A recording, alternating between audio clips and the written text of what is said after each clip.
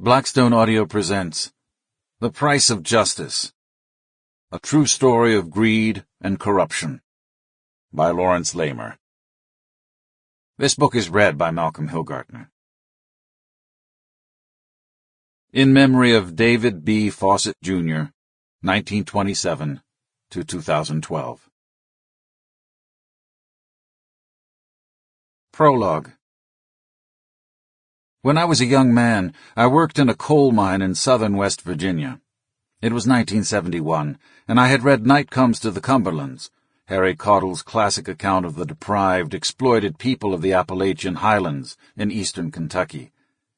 I realized that amid the poverty and pain, there was something gritty and real in those lives that was absent from my own. So I gave up my apartment on the west side of Manhattan and drove down to West Virginia, hoping to write about the region and its people. In the coal fields, it was a time of turmoil. In 1969, Joseph Jacques Yablonsky, the defeated reform candidate for the presidency of the United Mine Workers, UMW, had been shot to death in his bed, along with his wife Margaret, as had their 25-year-old daughter, Charlotte. The fear and paranoia in the industry did not lessen until 4 years later, when Anthony Tony Boyle, the president of the United Mine Workers, was convicted for having ordered Yablonsky's murder.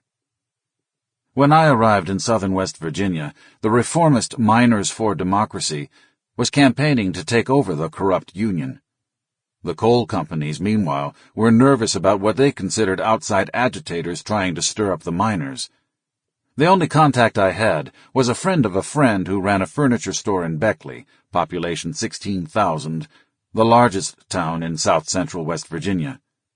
He said that if I truly wanted to learn about this world, the best way to do it was to become a coal miner.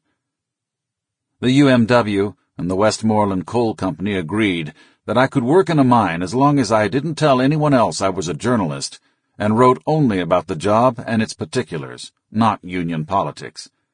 And so the next day I went to work on the hoot owl shift from midnight to 8 a.m. in the mine outside Beckley known as Eccles No. 6. That first night I showed up in the bathhouse, where the men changed before their shift and where they showered off the coal dust afterward. I arrived just as the second shift was leaving the mine.